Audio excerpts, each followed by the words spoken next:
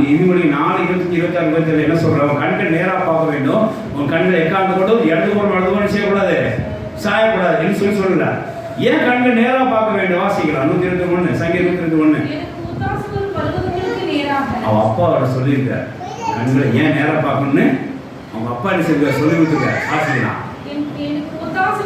எனக்கு ஒத்தாசை வரும் கண்கள் நேராய், எனக்கு ஒத்தாசை வரும் பருவத்துக்கு நேராய் என் கண்களை ஏறெடுப்பேன். ஹalleluya. எனக்கு எங்க ஹெல்ப் வருதோ, எனக்கு எங்க துணை இருக்கோ அங்கதான் என் கண்களை ஏறெடுப்பேன். வானத்தை பூமி உடாகி என் தேவனிடத்திலே என் கைகளை ஏறெடுப்பேன், என் கண்களை ஏறெடுப்பேன். எல்லா இடத்துல லெஃப்ட் ரைட் நான் நீட்ட மாட்டேன் என்று சொல்றேன்.